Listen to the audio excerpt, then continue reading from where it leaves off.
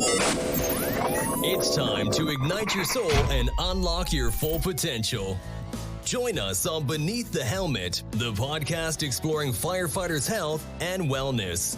Hosted by retired Fire Chief Arjuna George, our podcast is the perfect place to start your journey towards becoming the best version of yourself.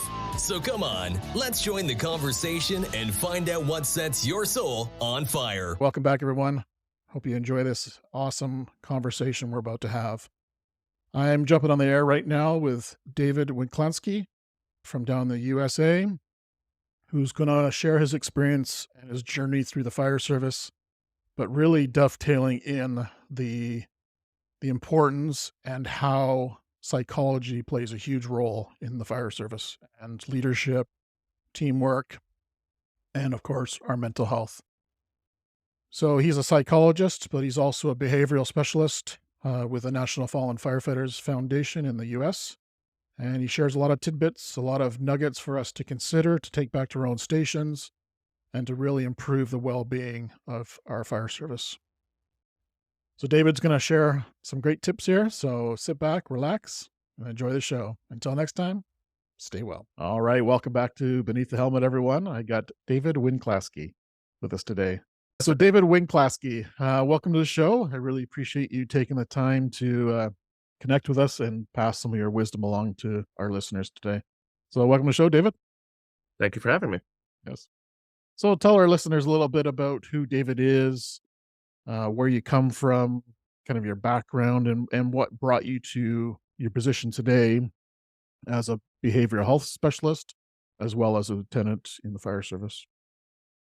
So my name is David Wiklanski. I feel old when I say this, almost 25 years in the fire service. I was born and raised in a volunteer town. So I started out as a volunteer. I did that for 9 or 10 years. I worked part-time paid elsewhere before I got the job in the city that I work for now. The whole time we have a civil service system. So you take a test and every 3 years they offer it. And if the hiring authority wants to hire you, they send you a certification. You go through a whole process. While I was waiting for that to transpire, I decided I needed a backup plan. And my backup plan was formal education. So I went to college. I actually started out in engineering, which not many people know. I'm terrible at it. Thank God I don't build buildings. They would be falling down all over the place. I never could quite understand differential equations and linear algebra. People would write a bunch of stuff on a board and I'd be like, okay, I don't even understand what they just wrote. So this is not for me. I actually ended up in psychology, figured out that I understood it pretty well. Went on to get my bachelor's and ultimately my master's degree in it. I'd started a PhD program, and then the fire department ultimately called me and was like, hey, you want to be hired? And I'm like, of course I do. I just like testing all the time for it. So from there, it's now been, I just started my 15th year with the city. I have another about 10 to go. And I've been able to use both a combination of my education and my professional skills to hopefully better the fire service. I was hired by the National Fallen Firefighters Foundation as a behavioral health specialist back in 2018. Prior to that, and subsequent with that, I had worked as an Everyone Goes Home state advocate for the state of New Jersey under the tutelage of John Dixon and Tony Correa and a bunch of other guys who were very influential in my life. They were able to help me navigate and figure out where I could best serve. Since starting with the foundation, it's been great. I work on a couple of different programs. The Taking Care of Our Own program, which is line of duty death prevention program. The name is a little bit of a misleading thing. I also oversee our uniform peer support programs, which contains a chief officer, incident commander, and company officer peer support team for those members who they refer to themselves as an exclusive club that nobody wants to be a member of, which makes perfect sense when you think about the dynamic is they have suffered a line of duty death, or sorry, not suffered, experienced, probably a better choice of words. And the only people that truly understand that are people who have gone through it. So they are able to walk with new chiefs, new incident commanders, new company officers who have experienced that and help them to navigate that. Yeah, that's powerful and strong work, right? That's, not for the, maybe the more experienced people who have experienced that can actually lend a better lens to those who are experiencing it for the first time, right? So, yeah, that's an interesting way to look at it.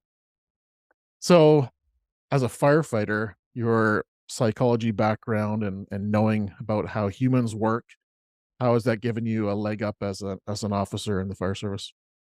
It's actually an interesting question when I think about it. I'm half chuckling. When I first got hired in the city, I was introduced to a bunch of people as this is the psychologist they hired to interview you guys and make sure you're good. So Mm. of course that made me, the most favored person in the firehouse. It got to the point where I was like, all right, if this is how it's going to be, we're going to play along.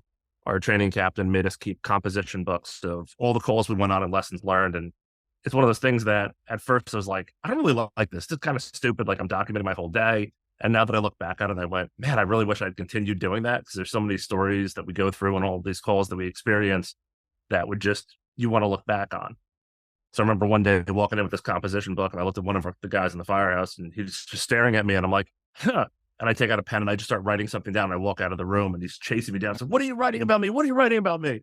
I was like, actually nothing about you, but I figured it could mess with you. So why not? Yeah, no It's doubt. the nature, ribbing in the fire service that we're so known for. Yeah. Uh, It's like it's when you see allowed, a therapist and they start writing something down while you're talking to a therapist. You're like, what are you writing down?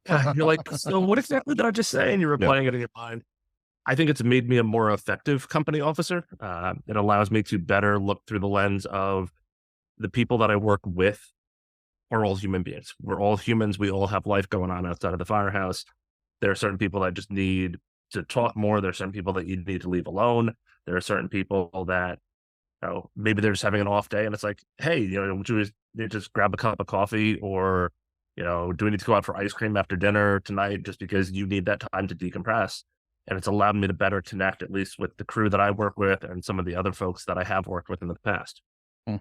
Do you do any internal training on certain ways to deal with people within your own team? No, No. it's probably not a surprise, but we actually do not have a behavioral health program in the city that I work for other than our EAP program. So we have an EAP run by our local hospital, or actually technically now it's the university that runs it. And it's the quintessential, here's a business card that has a phone number on it, call them if you need help. And it's one of those things that I really wish we could change, but it's also hard being the internal guy. You can't be an expert in your own backyard, and I completely understand that. Uh, So we're moving, I think, in the right direction. We're starting to evaluate more things, cancer prevention and mental health. And hopefully we're going to start working on more programs to allow for that. And I figure if anything, I could help guide that discussion coming from this background where it's like, hey, I don't need to be your guy, but I can help you vet other people, which is some of the other stuff that I do in my other life. Yeah, I'm fascinated with the aspect of how people operate, how we communicate to each other, how we function every day in teams and solo, and the fire service is a whole nother realm with added the risk and trauma that we see.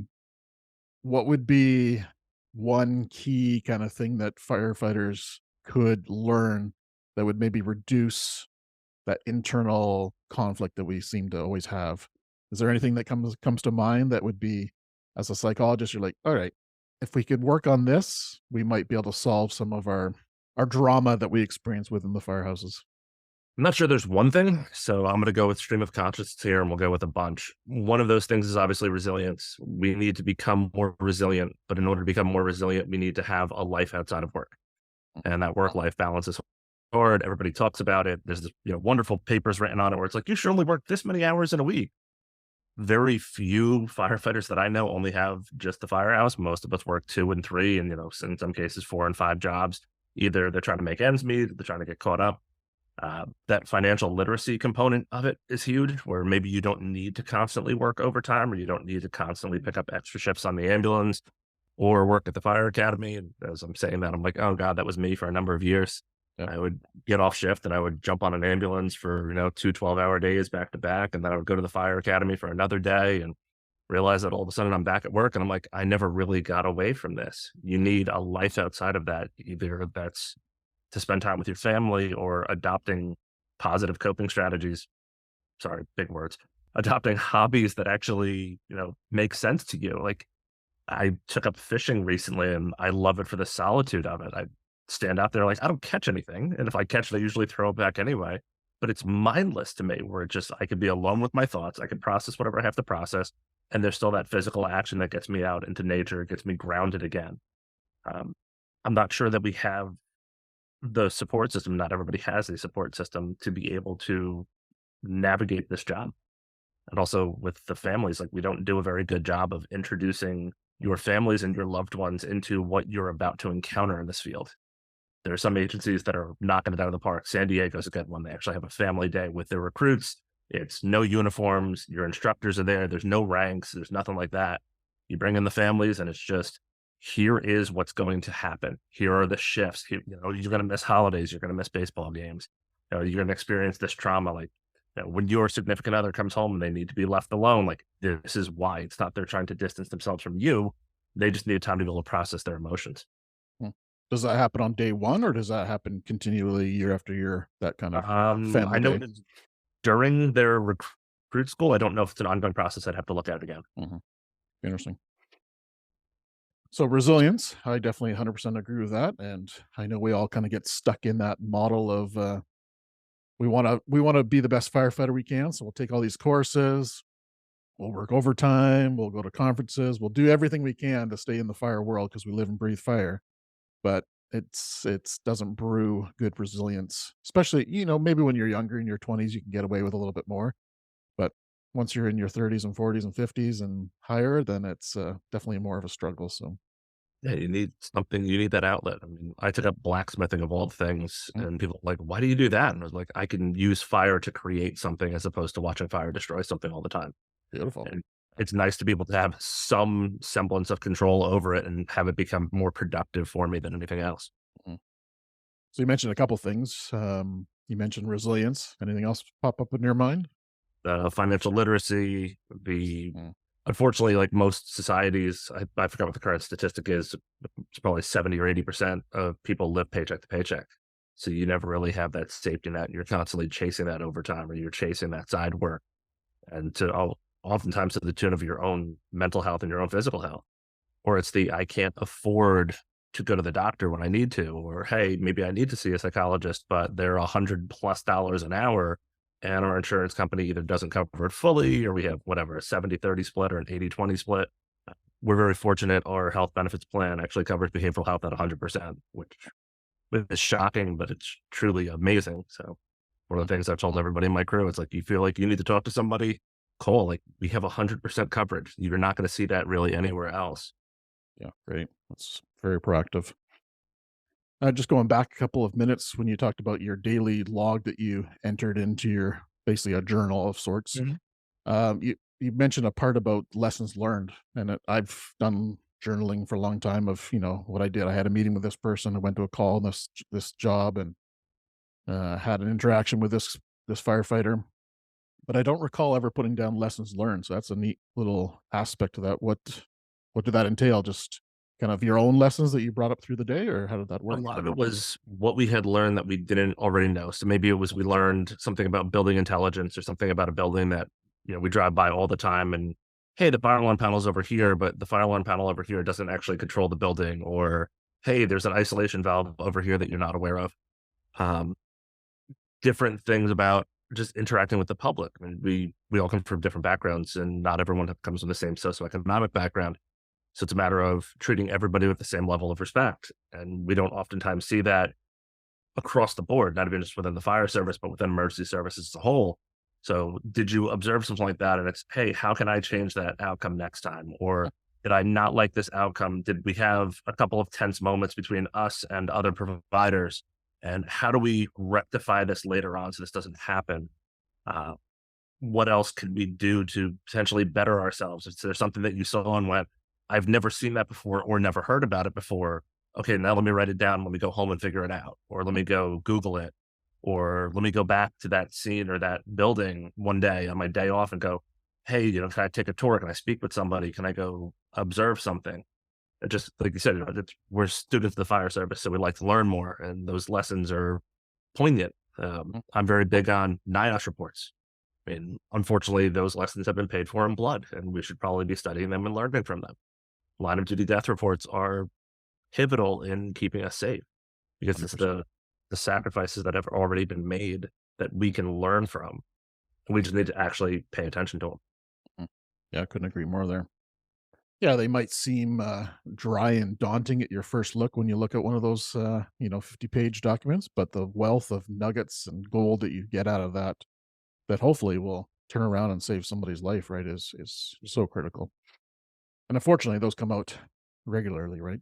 So how can we this is obviously a podcast about the mind, body, and spirit of being a firefighter. And we talk a lot about mental health and the aspects of how that impacts us as being firefighters. How can we start smashing the stigma and getting rid of that stigma throughout the fire service? A lot of it is going to be open and honest dialogue.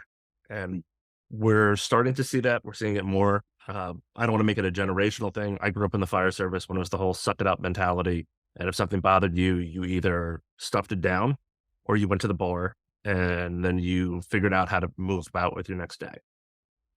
Nowadays, if you are seeing a therapist or a psychologist and you're comfortable with it, talk to your people about it. Have that conversation. I have a therapist, works out well for me, just because sometimes you need that objective look at everything that's going on in your life that you can't provide because you're at the center of it. And there's certain people that you could ask for opinions, but they're going to give you an opinion slanted based off of how they know you as a person. A therapist is going to look at this and be like, all right, you're a human being. I know nothing about you. Let's analyze your problem. Let's go with it. I know recently I was talking to one of my guys about it. He was having some issues with anxiety and he's like, oh, maybe I should see somebody. I was like, yes, absolutely, you should. He actually he saw his therapist. He's actually doing a whole lot better because he could process more of those things that were causing the underlying anxiety. I was like, that's great. Like, we need to be having more of these conversations now because that stigma is still surrounding psychology and mental health is the unseen injury. There's most of the time, especially something like PTS, there's a physical change, but we don't want to acknowledge it. It's not the broken shoulder or the broken leg where we can look at it and go, oh man, that sucks. I could sign your cast. I mean, hopefully nobody's writing on people's foreheads or anything like that, but we need to start getting to that point where we can have this conversation because people are out there struggling. And if they don't feel comfortable coming to you, they're going to continue to struggle in silence. So with your background in psychology and knowing how humans operate, why is it that we're so shy of talking about that? I'm not even sure it's just that we're all that way. I think a lot of it is we're expected to be superheroes. We're expected that when the emergency number, so when 911 gets called, that we're going to show up and we're going to solve the world's problems. But we're not used to having to dial that proverbial 911 for ourselves or declare that psychological mayday where it's like, hey, I have a problem. I need help. Most of us are trained to act independently. We're trained to act through our knowledge, skills, and abilities where we don't have to necessarily think things through, but we don't oftentimes work on the psych aspect of it, where it's like these decision-making processes. Like we can train people to have decision-making processes. We can train you to look at things more analytically. We can also train you to be more conscientious. And when we look at risk-taking behaviors amongst first responders as a whole, it's huge because we tend to be type A adrenaline junkies, which doesn't work out very well in the profession when you have an entire team of them. One or two, you could probably manage and mitigate, 6 or 10 of them, and you're looking at a pretty bad situation because they're going to go in and they're going to do the job, and that's great, but they might not look for safer approaches to things. Do you think the fire service looks at mental health different than the general public? In terms of The stigma. Not talking about it openly, not saying they're going to a therapist, just discussing it more openly with their friends and family. probably because we have this, I need to know that the person sitting to my left and my right, or they're solid and they're good and they're good to go. But just because they're seeing a therapist or discussing mental health concerns doesn't mean that they're not good to go. It could actually mean that they're in a better position because they went, hey, I've identified this problem. Let me work on it so I can be better for myself, my family, my team. The general public, we don't tend to hear a lot about it. I know statistically there's a very low occurrence comparatively of things like PTS because of, unfortunately, the trauma that we've seen. There was a recent paper that I was reading that said that our occurrence rate is like 25% or 25 times higher than the general public now, which is terrifying. But when you think about the repetitive trauma that we have to go through, it's not feasible for human beings to not be affected by it. So if we're not learning how to adequately process that emotion and how to process those feelings, we're not doing ourselves any good because then we're becoming bitter and jaded and we lose that edge. I think that's a lot of where people get concerned is hey, if I start going to see a therapist, it's going to be, singing Kumbaya and hugs and meditation and all this other stuff. And I'm going to lose that cutting edge. Well, no, it actually might help you refine that cutting edge, because now you're able to dial in your brain and you can cloud out everything else that you have to worry about. You could focus on the mission at hand, but still be able to bring that back in and process it, as opposed to keep trying to push it into the shadows where it'll live until it's the worst possible time for you. Yeah, those type A's could be even higher performers if they had therapy and clearing their mind, like you say, right? So, Oh, meditation and yoga are fantastic.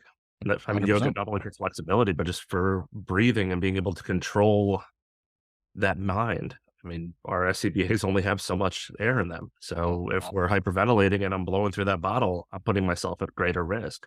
If I can sit down and I can close my eyes and take those 30 seconds to catch my breath and clear my mind, it actually allows me to do it. But that's not something you can just be like, hey, let me flip a switch and just do. You need to be a conscious practitioner of it. So we talk about everyone needs to know this and know how stress affects us, know how trauma affects us, know that therapy can work for us. But from the people that I talk to, there's very little time spent training our firefighters on this. Do you see that as a trend? And do you see what would be the nice ratio of mental performance, mental fitness, education about mental health compared to force and doors or structure fire, anything like that, any of the structural stuff? So being the psych guy, I absolutely adore that stuff. Not everyone does. Mhm. What I've been noticing more and more is we're starting to talk about it. You see it a lot at the national conferences. Uh, Unfortunately, a lot of the times it's here is my story, and the lessons that I learned should be applicable across the basis. And mental health has become the new big buzzword. I mean, there are people out there that were vehemently opposed to it, and you can't handle this job, you should just quit. And then with the flip of a switch, suddenly they're on the bandwagon again, which is kind of disheartening, because now you have people that are like, well, you've already told us that you hate this whole concept. Uh, Training days are getting longer and there's more and more topics, becoming more all hazards approaches to things. But we almost need to group it instead of just mental health and mental fitness and then everything else, and almost do individual skills. And like, how do we do part of our professional development is mental health and mental fitness? Do we have that ability? Most agencies have a physical fitness requirement where you work out an hour a day. Maybe we can incorporate into that a mental health requirement where you're doing meditation or yoga or some type of mindfulness practice. And it's almost mandatory, because, hey, you want to eliminate stigma, you start making things mandatory. You want to eliminate the stigma of having somebody see a therapist, then you make it mandatory. You make it on the job time. That way, if they go in the room, they can say whatever they want to. It's confidential. They come out, somebody goes, oh, would you talk to the therapist? But man, tell them nothing. We talk about sports. I don't give it. It doesn't matter what they talked to them, but they were in the room. And it's not that you went because you wanted to or that you felt that you needed to. It was because somebody went, hey, you need to do this. It's mandatory. Just like, a 1582 physical should be in most agencies, an NFP, a 1582 medical physical. Like, we should be doing those things. We should also have at least yearly mental health checkups. Like, hey, where were you a year ago? Where are you now? What additional stresses are you facing? Is there something that we need to look at in terms of your overall performance when we start looking at things like the Public Safety Officer Support Act? Has there been any recent massive trauma in your life in the last 45 days that might cause you to make the decision to hurt yourself? And if that is, maybe we could head it off at the pass, as opposed to looking back and going, oh yeah, they were under a lot of stress and now they're dead and now we see it all. Because there's nothing worse than that hindsight of going, we saw it, we just didn't have the ability to frame it properly. So we couldn't take that information and put it into context. Yeah, I've heard that several times on podcast episodes now of people noticing and commenting that people knew around them that they were struggling, but never said anything. Yeah. It's that whole, like, we're going to go shields up and we're going to protect everybody. But are we really protecting them if we're hiding this? Or are we doing them more good by saying, hey, I've been noticing this change in your behavior. Let's go figure this out. But then we look at case law and we look at recent lawsuits where members have done that and they've gone through treatment for PTS, and then they go to come back to their jobs and their job's been eliminated because they've been deemed mentally ill or that they're unsafe. And I think I told you this in our last conversation. I'm a big fan of seeing like 7-digit lawsuits, like in the millions, because it causes agencies to go like, hey, maybe we shouldn't have done that. Because the first person that loses their job as a result of this and has to fight to get it back, everybody else hides in the corner and goes, well, if I admit that I have a problem, then the same thing's going to happen to me. And maybe they don't have those same resources. Maybe they're one of those folks that's going paycheck to paycheck and they can't afford to miss 2 weeks of work for an inpatient facility or 90 days if they have to go away somewhere. Going back to that line of duty death and the actual case studies that come out of that, kind of help us learn and get better and grow.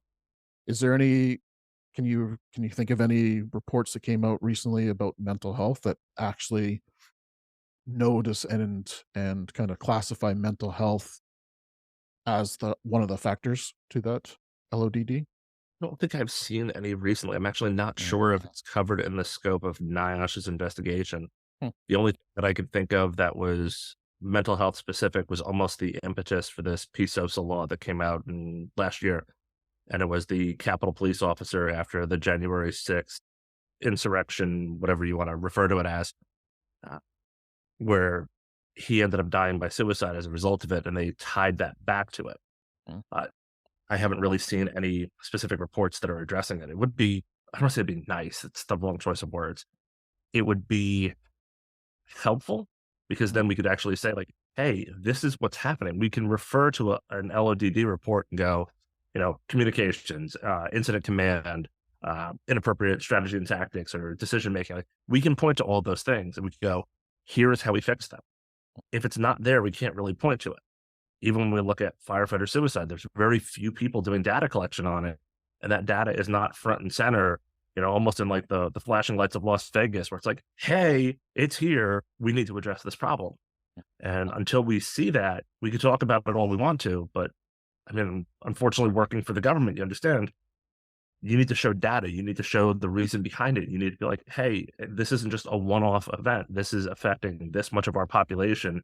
And more so, this is what we're going to lose when they're out on sick leave for a prolonged period of time, or they're out. If we lose them, we lose those years of experience. And then here's where morale is going to suffer if something happens to these individuals because we failed to take care of them. And then what happens to the rest of your organization when they look and go, hey, you failed him and he had a family. Are you going to fail me next? Yeah, I don't have any evidence, but I'm thinking there's got to be some mental health challenges that some of our firefighters that we've lost over the years were struggling, and maybe they weren't thinking clear when they were making those decisions, and something impacting maybe depression, maybe anxiety, maybe addiction, something like that. But yeah, it'd be interesting to, like you said, not something you want to see in it, but it'd be interesting information for us to start collecting. That does mental health Absolutely. play a role in that, right? I mean, I know we've seen them where there have been reports with toxicology reports, which like, hey, this individual is under the influence of X, Y, and Z drug. Then the question always becomes, well, why? Like, what caused the addiction, or why were they under the influence of it? Was it job-related stress? Was it something going on at home? Was it financial? Was it something else? We don't really dive into that. And the only unfortunate way to do it is to do almost a post-mortem of that person's life. And then it sounds very ghoulish when you're asking all these questions after the fact, like, hey, we know that this happened. And then from the family's perspective, it's, well, why are you asking all these questions? And is this going to impact or potentially impact my benefits and whatever financial support I'm going to receive from the agency or from the federal government that I need now, because I no longer have this person in my life who provided X, Y, and Z for me. Yeah, they could see it as a pre-existing condition, and all right, sorry, your Yeah. benefit is no longer valid, right? So yeah, A wonderful catch-all. Yeah, yep, you had it yep. before, so now we're going to deny everything moving forward, Mhm, as opposed to spending, a couple of dollars to make sure we take care of people. mhm. Interesting. I'm a big, I wouldn't say a fan, but I'm very intrigued on the concept of moral injury. I think that is something that is starting to get talked about in the fire service. Military have kind of known about moral injury for several decades.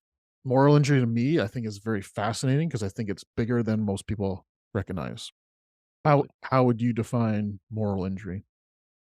Um, there's a textbook definition for it, and it involves, what is it, perpetrating and failing to prevent and being witness to violations of codes of conduct or deeply held beliefs. And I'm sure I'm missing a couple words there, just paraphrasing it.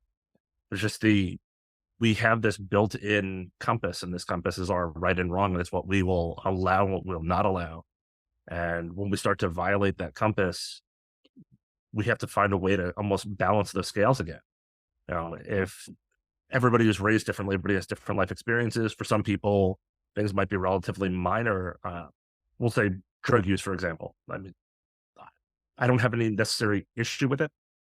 if you're an adult and you want to buy drugs from another adult, hey, go for it. Like, you're an adult, you make your own decisions. Where my borderline is when we have drug dealers selling to kids who either do not have the capacity to understand what's about to happen to them, or they're being used as mules or runners. Like, that's where my level is. And for the most part, we don't tend to see that a lot because, again, it's a business. But if we have that, I know I'm going to react more strongly to it than maybe somebody who's like, oh, no, it's totally normal. Like, when I was in high school, I used to, sell marijuana or something like that.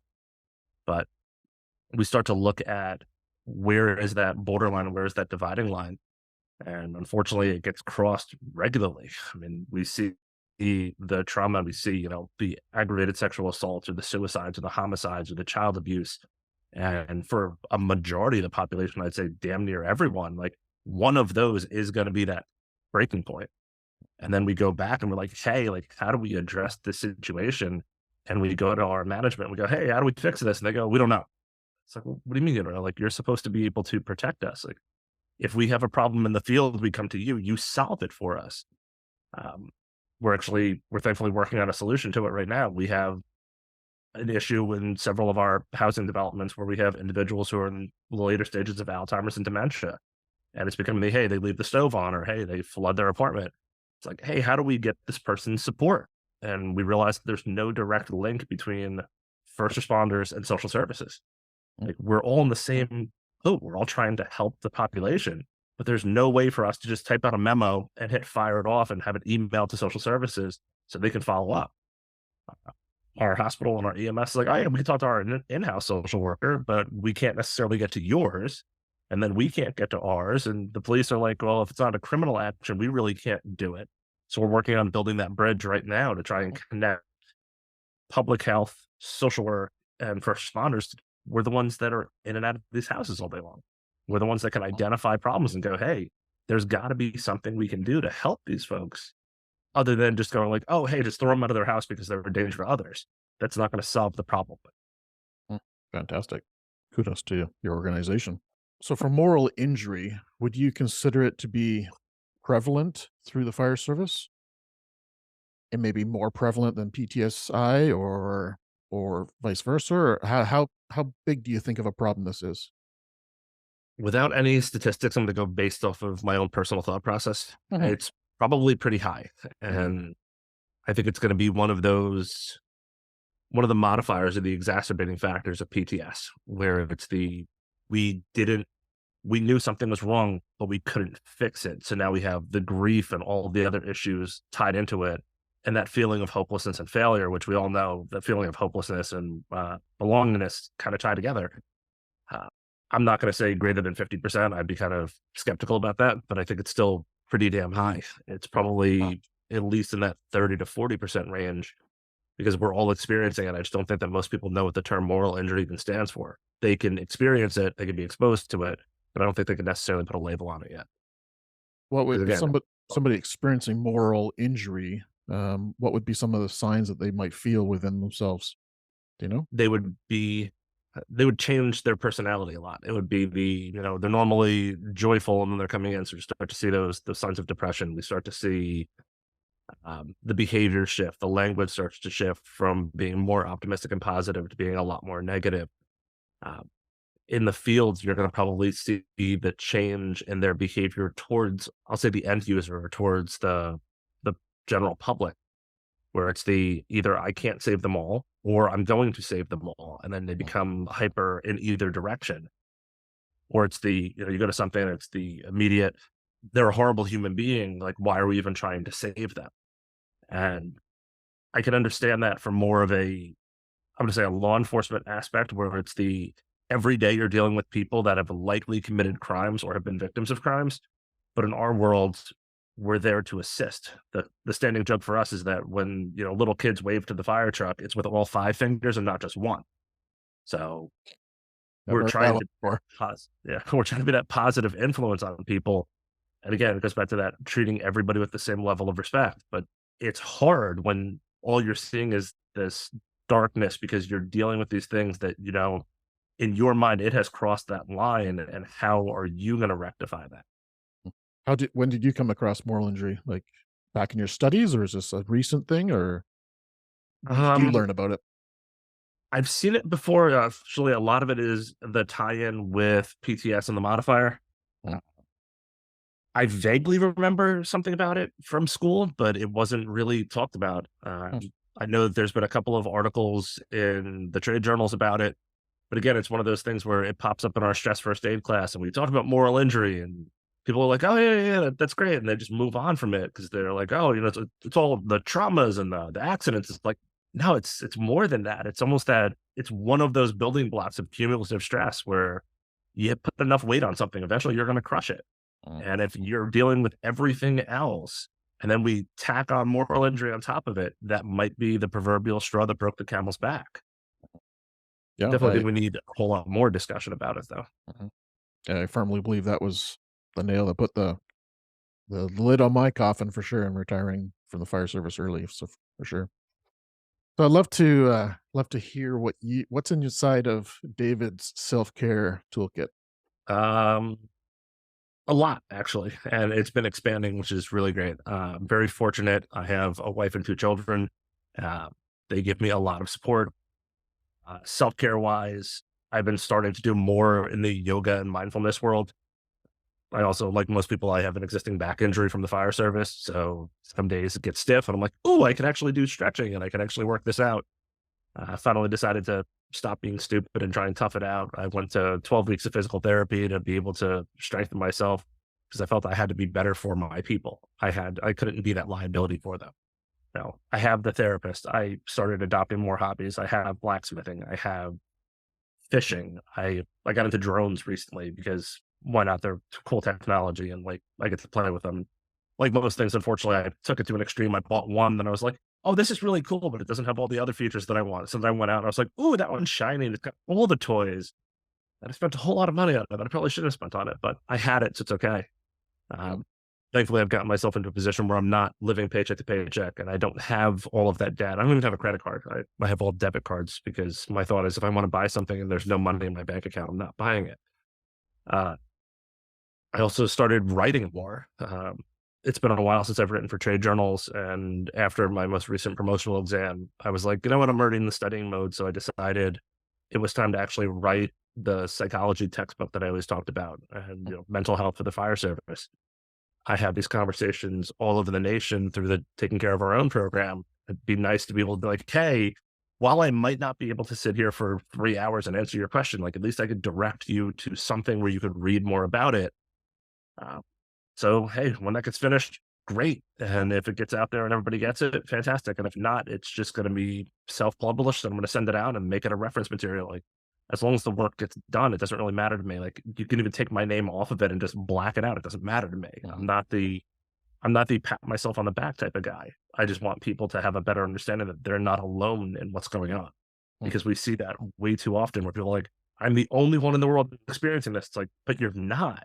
But you just don't see that because you don't get to see it from the same lens as everyone else. So when's this amazing book going to be released? Do you expect this year, next year? It's definitely not going to be this year. I'm actually starting another class next week, and that's going to absorb most of my life.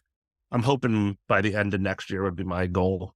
Beautiful. I'm a couple chapters into it, and every time I finish a chapter, I go, oh, I didn't cover this. And then I start writing that one, and then I go, oh, I didn't cover this.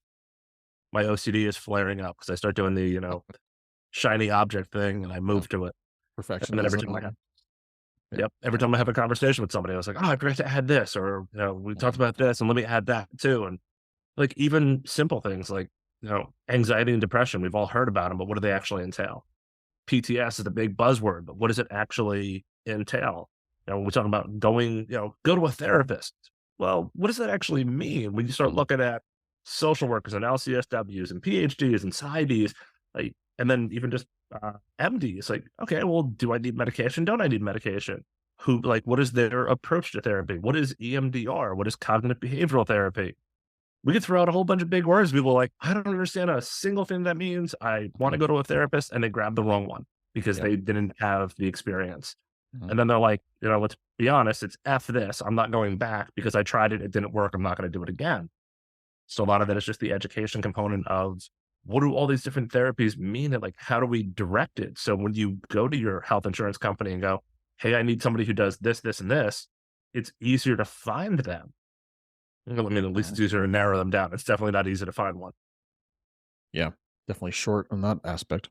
Yeah, I think that would that's definitely a book I'll buy for sure, because that's, I think that 100% is where we gotta start concentrating some effort on. I think we're very good at forcing doors and, spraying the wet stuff on the red stuff, but sometimes we gotta take care of some of the other aspects of being an elite firefighter, right? Yeah, Tony always says it's like it's not hose lines and halogens, but it's still something that we have to pay attention to. Yeah, That's exactly. absolutely the case. Uh, We're willing to do that. Listen, I got to breach a door this morning. I was thrilled. Well, I didn't get to breach it. I had to give it to my junior guy. And I'm like, no, I want to break it. But it's You were there. like, yeah, we practice on stuff like that, but we don't ever have that discussion like, oh, hey, like, here's how we're supposed to handle these events. And like, here's how we're supposed to talk through problems and conflict mediation, mitigation. Yeah. And unfortunately, that's where, the firehouse is where we're going to have conflicts. We spend 80 or 90% of our time in the station, yet we tend to concentrate on the 10% or 20% of the time that we're in the field, where 100%. how about we work on getting along with one another and basically being good human beings. Mhm. Yeah, just imagine how more effective we'd be on the fire ground if we were actually 100% a team on and off the job and back at the fire station, right? Yeah. Yeah. I mean, Yeah. it's not always possible. I get that. And I Mhm. know it takes a lot of work for me. There's some people that I've worked with in the past. And like, I don't like you. Like, I won't even shake your hand. That's how much I don't like you. But push comes to shove, we're going to work together because we have to. But it'd be nice to be able to kind of navigate all of those pitfalls ahead of time. So we work in a pretty high stress environment. We are going to see line of duty deaths, unfortunately.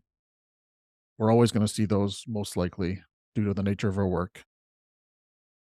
But what in your thoughts, how can we do better as leadership to start minimizing some line of duty deaths? Because I know you're very close knit with the NFFF, National Fallen Firefighters Foundation.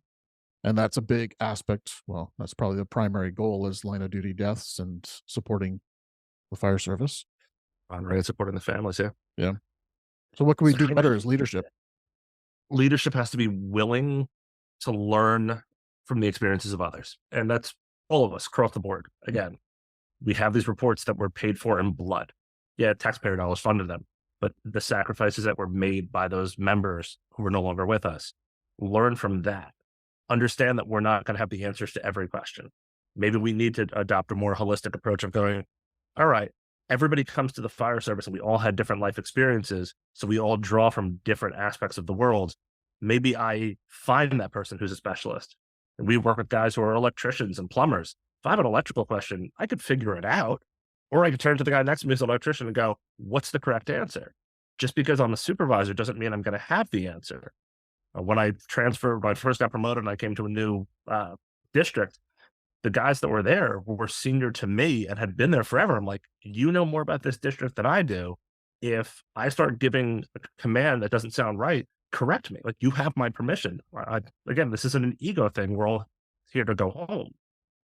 Studying leadership needs to be more willing to acknowledge that we're humans, that we need certain things. Like, there's very few agencies that I've ever heard of that actually will go like, hey, you need a day off because you're just not with it. You got a lot going on in your life, depression, anxiety, kids are sick, family stressed. Take the day off, take the sick day, take the mental health day, because people they overuse the whole mental health day concept. But take that day and get better as opposed to being here and only being here physically, but mentally you're somewhere else. Because that's where we make mistakes. That's where people get hurt as a result of those mistakes that we made. Stay on top of the current trends that we might be dealing with in the field. Fortunately, the job is constantly evolving. And I know it's hard because the higher you get in leadership, the more you're tied up in budgets and staffing and human resources stuff. And would imagine you don't have a whole lot of time to be able to dive into the field operation stuff. But have those folks in the field that can look at problems and go, hey, we need to analyze this. Like, I'm in charge of the hazardous materials or our metering program. And I'm sitting here going, well, I just got new meters approved for natural gas because we're having an issue with detection. And now I'm sitting here going, do I need a hydrogen fluoride meter because of these lithium ion batteries and off gassing and the potential to create hydrofluoric acid? I'm like, do I really want to go that insane with this? But again, if this is something that's not going away anytime soon, so why not protect ourselves where we might think like everything's fine, but this thing's off gassing something that when guys absorb it, it's going to be a really bad day for them. So maybe we look at the protective equipment, we look at the new technologies that are out there, and we look at what other agencies are doing. Like, none of us have to exist in a silo. One of the individuals that I work with in the TACU program just recently retired as a career chief, and they have the N4s program. So it's not the incident reporting, but it's actually an exposure tracking program. Apparently, it's free. You could pay to have it incorporated with whatever your CAD system is, so it pulls down incident reports. But you could do for cancer mitigation, you could do tracking for hazardous materials exposures. You could also do mental health tracking. Hey, I went to this call. It was a pediatric cardiac arrest, and it's really bothering me. And it's a self-report. So now at least we're documenting these things because, again, pre-existing condition. And if it's the whole, hey, this didn't happen on the job, this isn't workers' comp. Well, no, this probably absolutely happened on the job, but we don't have the paperwork to support it. So the more we can get out there and network with other entities and go, what are you doing about X, Y, and Z? And then in the same vein, hey, these programs are really expensive. Why does everybody need their own? Why don't we look at it and go, can we do a regional behavioral health program? Can we do, instead of an individual agency peer support program, do a statewide or a county-based, or depending on how large your area is, maybe a north, a central, and a south, and put that together so our responders have the ability to do that. And hey, even if they don't want to go to the one that's in their region, they still have that option. Like, there's no reason that we keep reinventing the wheel all the time. So to flip that around, what can firefighters do better to reduce this line of duty deaths kind of trajectory that we keep seeing this rise? So we talked about leadership, what they could do. What could firefighters do? A lot of it is we're going to have to go back to those individual skills. You need to take responsibility for your education and your knowledge base. And we work a 24/72 schedule. There's 24 hours in a day. And there's a lot of things that we can do during that day. We have days that we have mandatory training and everything else, but there's nothing that says that we can't go and do more than the mandatory training. So that says that it's like, hey, you know what? It's been a while since I've thrown a ladder, or hey, just built this new building. Let's go take a look at it. Or hey, it's been a while since I've been in that building. Let's go take a look at it. We build on those skills, but also work on those individual skills, those soft skills. Work on your mindfulness. Work on the meditation. Stuck on mediation for some reason today. But the other thing is physical fitness. And I'm definitely not the pillar of it myself, but it's the cardiac is a very real cause of death for a lot of us. It's cardiac and it's responding to and from. Now, wear your seatbelts. It seems simple, but so many people are like, but if I have my belt on, I can't get to my air pack.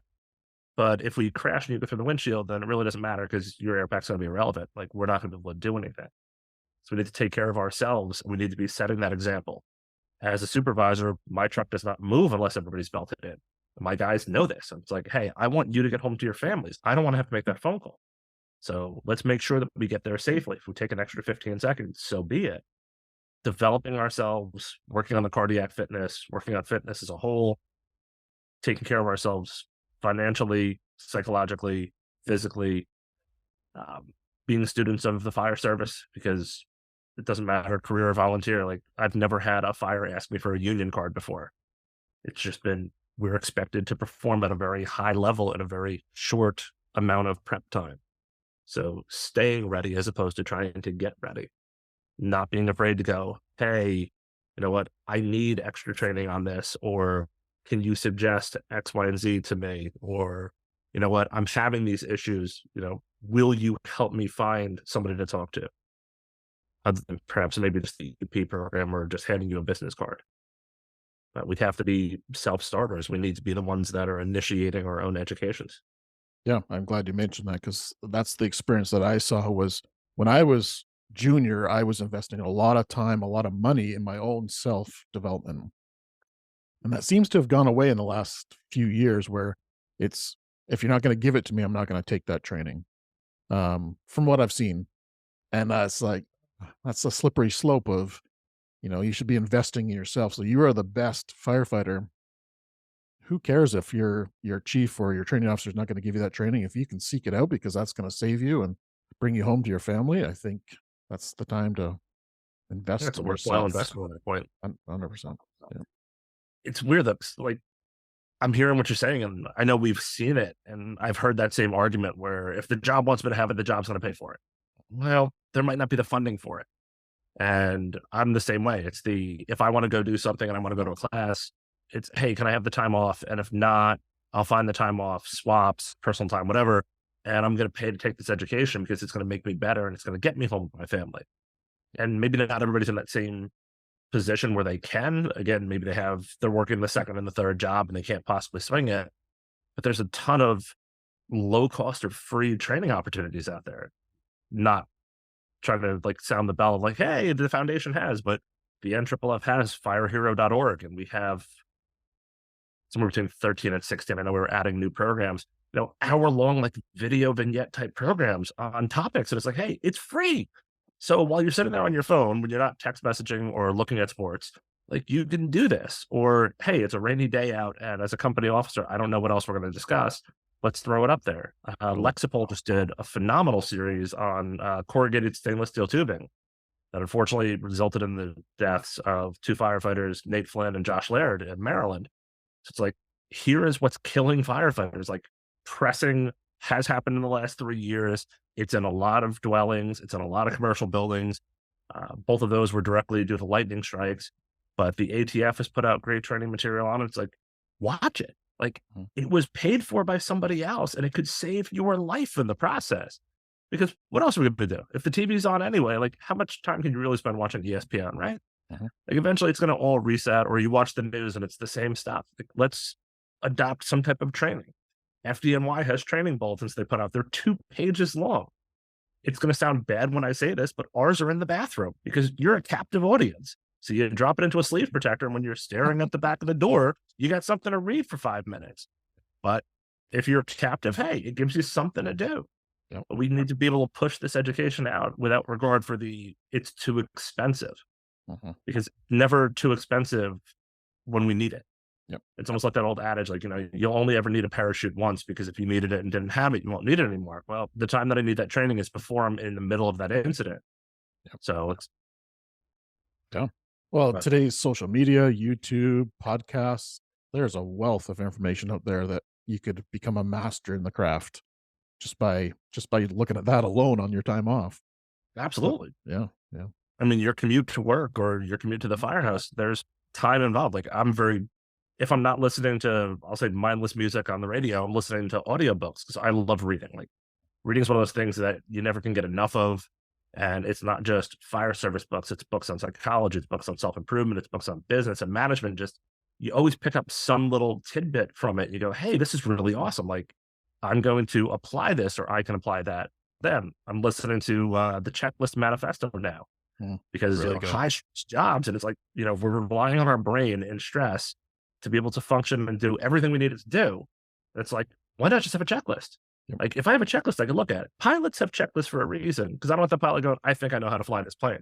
Yep. I fly enough that I don't want to run that risk. I want to look down and go, check. We're good because I've gone through everything that I need to go through. Yep. We do apparatus checks. We have a checklist for it. Like we need checklist things like command and control and everything else. Just it makes that decision making easier. Yep. By making the decision making easier and making that task fixation easier, we get our people home safer. Yeah, I think that it doesn't dumb down the fire service. It just streamlines the fire service. We do a lot of checklists in our department as well, and we call it 3 a.m. simple. So at 3 a.m., if it's simple enough that you can read it and digest and follow those orders, you've made it 3 a.m. simple. And we try to make everything a checklist, whatever we can. In that book, just Checklist Manifesto, excellent book. So I'd love to dig into your role at NFFF, which I think I just heard you say. So what does that look like in your day-to-day operations? Is that something you're there full time? Is that on call, or how does that look like in the position of a behavioral health specialist? So I'm actually under contract, and my job description really has that clause of whatever we assign to you, and I absolutely adore it. I'm so very fortunate to work for them, and I'm so very fortunate to be able to use my knowledge, skills, and abilities to be able to hopefully make a positive change in the fire service. So we have the taking care of our own program. It's a group of 4 of us, a behavioral health specialist, a fire hero family member. The former term was survivor. So typically, the 2 that we have now is a father who lost his firefighter son and a wife who lost her firefighter husband, in obviously separate incidents. And then we have a fire chief who has had a line of duty death or near death experience. The 2 that we currently have, one has had a line of duty death, one had a line of duty death, an on duty death, and a near miss. So like there's a lot to unpack there. Then we also have our boss, who is our PSOB, or Public Safety Officer Benefits, like guru. Like this is what he does for a living, and he truly enjoys it, for handling things like the federal paperwork and explaining the benefits programs. So we go to agencies, and a lot of it is, do you have a plan? Like we would love to say you're never going to be impacted by a line of duty death, and that'd be great, but we'd be living under a false pretense. We know that it's eventually going to come to our door. We hope that it never does, but there's a very real possibility. So what does that plan look like? What does that plan look like for notifying the family, especially in today's day and age of social media? They're probably already going to know, because either they're going to see it online, or somebody's going to put 2 and 2 together, and they're going to call that individual and go, hey, hate to tell you this, but your spouse is dead. And like, that's not how we want people to learn or to understand or learn about the death.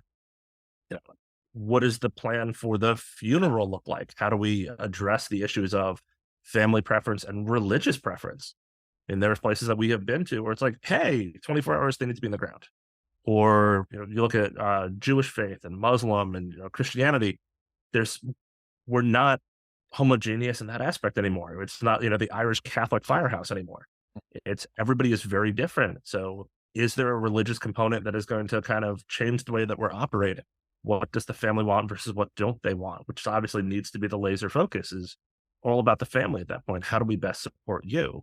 Do you have a family liaison program where we can detail people that it's like, whatever you need, we have, and truly stand behind that?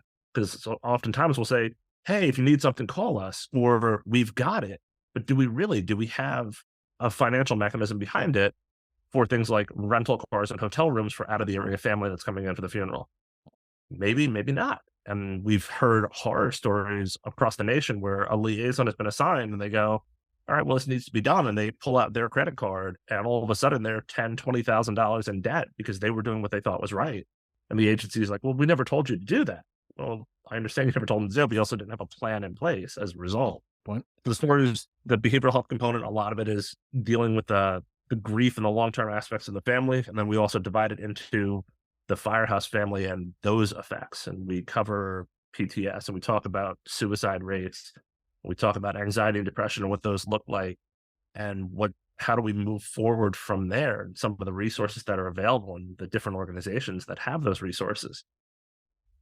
That's fantastic. That's federally funded. I mean, it's one of these things that I go places, I'm like, oh, hey, we can come and do this class. And people go, well, maybe. Listen, I get it. It's not hose lines and Halligan's. It's not sexy by fire service terms. It's one of those things that if you do it wrong, it's going to be bad. And it's going to be really bad, because that's what the family's going to remember.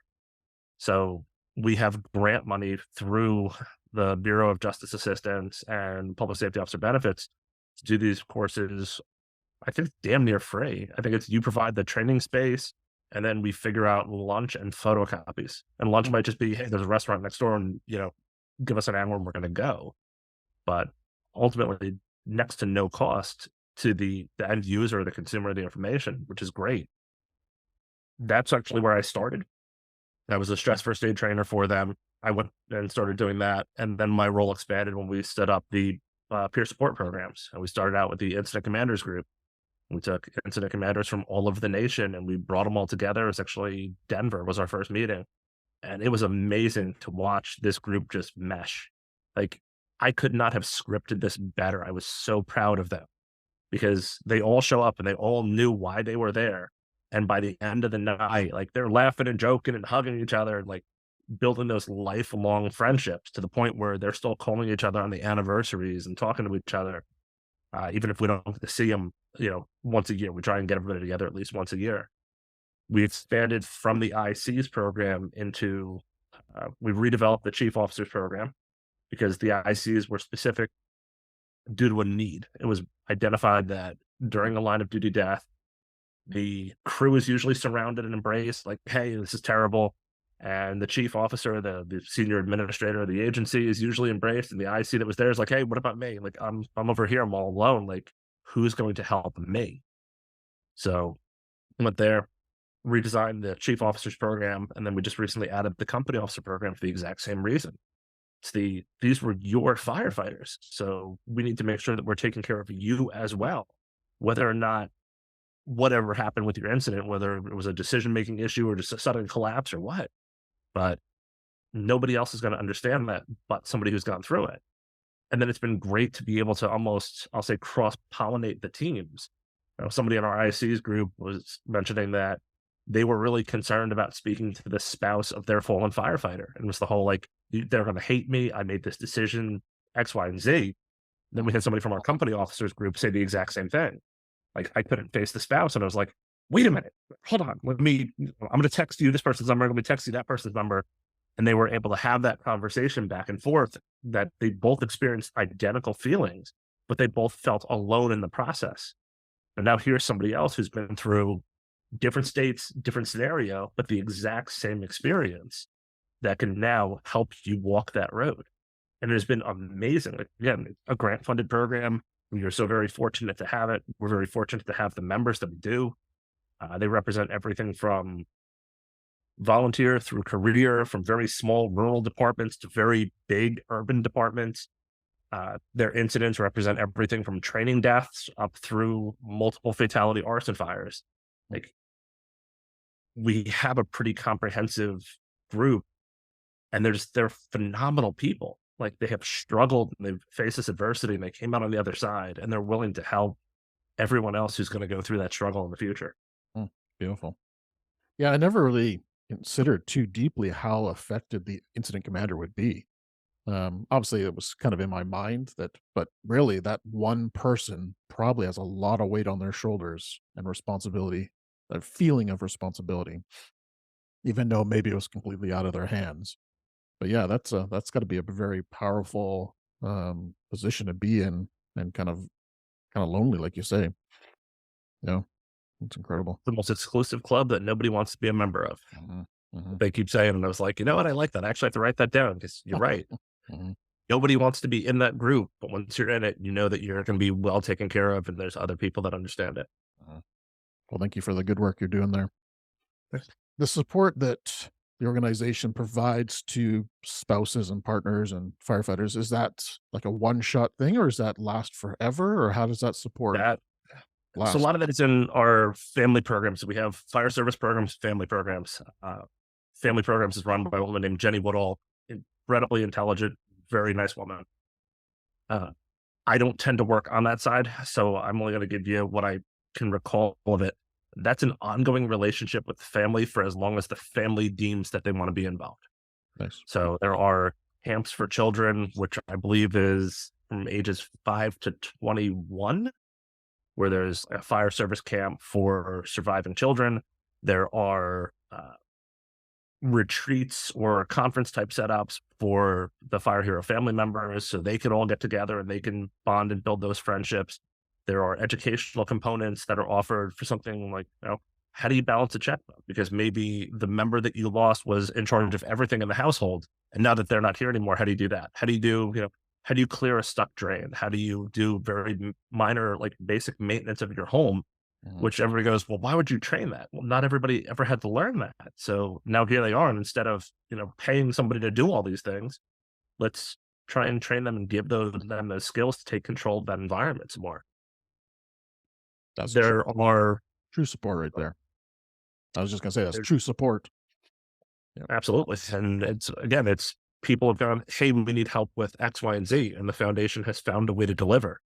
And to the best of my knowledge, like, nobody's ever been turned away. It's like, hey, you need something, we'll figure it out for you, or we'll put you in touch with someone.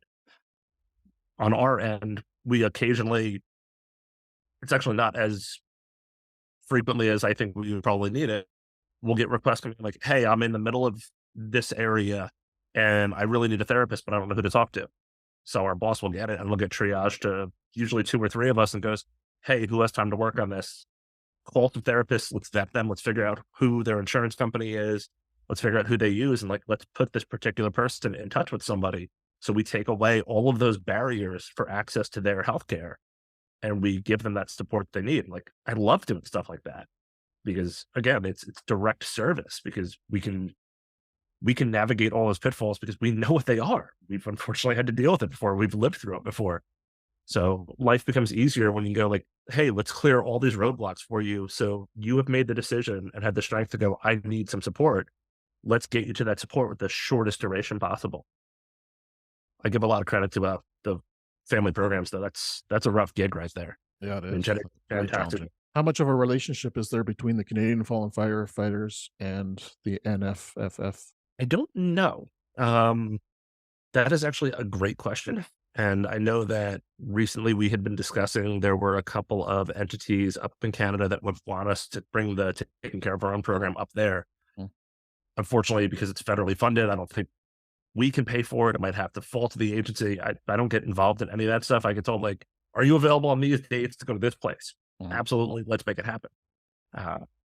There probably needs to be more integration. And even, I don't know that much about the Mexican fire service, if it's more federalized, but as all of North America, like, we should be interfacing and we should be looking at programs. When you look at Wayne Jasper's program with the traumatic incident management and just being able to document things, like, that was amazing to me. I was like, I read about it in an article and I was like, I need to find this guy. And then I found him and I had a bunch of conversations with him. Actually, his coin's one of the ones that's behind me on my coin rack. Nice. I was like, this is so cool. Like, we're all dealing with the same stuff. But again, like, we're almost acting in silos. It's like, hey, you're dealing with yours and we're dealing with ours. And the fire service, I would imagine, isn't that much different between the US and Canada. Fires are generally the same. Building construction might be a little different. Your structure and also your universal healthcare is going to be different. So it might add a degree of complexity, but we're all dealing with the same issues. So we need to look at better ways to kind of, I hate to use the word cross-pollinate, but that's what I'm thinking. Yeah, no, I agree. Well, like you said earlier, why reinvent the wheel, right? People are already doing this, and Wayne Jasper, a good friend of mine, and he'll be on the podcast soon as well. Excellent. Yep.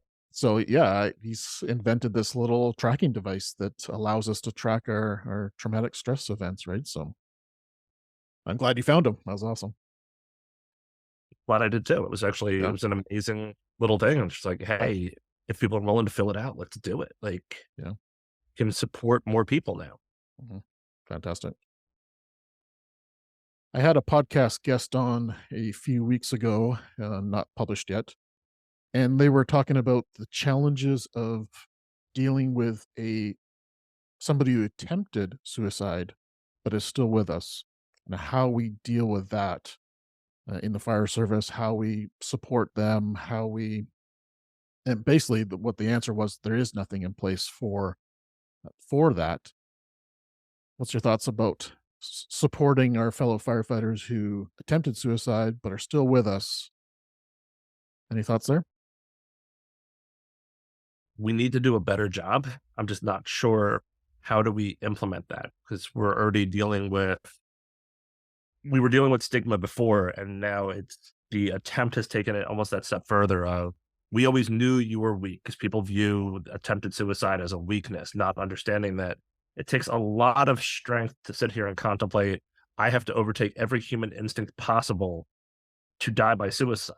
Like, it's not just like, hey, this is a spur of the moment thing. In most cases, it's I'm about to do some type of action that is going to end my life. Where if you're ever drowning, your body is screaming for air, and you're constantly pushing to the surface. Like, you would almost have to overtake biology at that point. We certainly need to be better about it. If they have come out on the other side and it's like, hey, I need your assistance, we need to be embracing them with open arms. We need to be supporting them. We need to be finding ways to even, hey, like, do we need to cover your shifts? Can we have mutuals or swaps or whatever it's called in your own particular agency? Or like, I'll work for you, and maybe at a later date you work for me, and if not, who cares? Because maybe that's what we need for the continuation of your healthcare, so you can continue being treated. Or if that's what you need, so you keep getting a paycheck, so you have one less thing to stress about. Until we're at the point where we're open and honest about mental health as a struggle, especially in this field, I don't know if we're going to get to that point, because we're not really seeing a lot of return to work favorable decisions. We're seeing a lot of entities go like, well, we're not so sure you need to come back. Or what happens when you do this again? Or it's disheartening, actually. Like, that's probably what I'm going for is we have somebody who's now still with us, and we need to praise that and support that. But again, there's no leadership manual on it. At least not that I'm aware of. No, There's no way to go like, how do I embrace this person and give them what they need and also still not violate any laws or human resources? And how do I navigate that? And even our HR departments probably aren't aware of how to navigate that between privacy policies and health concerns. Yeah, well, the example that he gave me was that he got stuck on a desk for a year. That was their resolution for him coming back to work after attempting suicide and surviving. And he said that was way more detrimental to his mental health than going back to work. Because you've now isolated people. Isolated, and now he's got a stigma attached to him, like a label attached to him. Oh, he's Yeah, there's weak. something wrong with him. Yeah, Yeah. that's why he's now, we stuck him in admin because we'll throw him a bone and we'll keep him here. Yeah. But maybe the firehouse life was what he needed. Maybe the support and the camaraderie was what he needed at that point, because he needed somebody to wrap their arms around him. But we didn't think that through. Yeah. I mean, if it was all direct trauma and job related, maybe that was the safest bet for the administration, is what they thought. I obviously don't know the case, I don't know the gentleman, but when we started looking at it, it's I'm not so sure that was done with malice. I think it was just we don't know what else to do at this point, but we're trying to keep you here. Yeah, definitely. Maybe we need to definitely not evaluate malice. those programs. Yeah.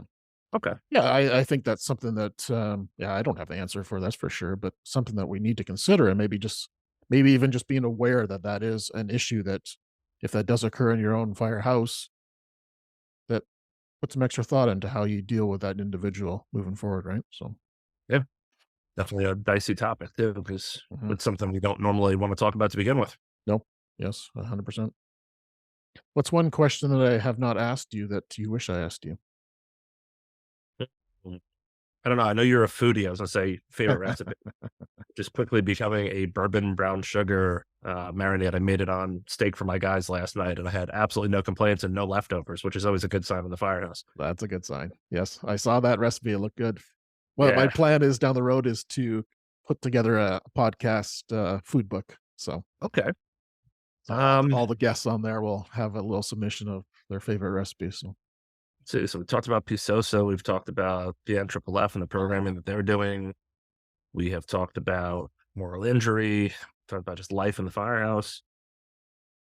There's really nothing else that I could think of that you haven't already asked. okay, awesome.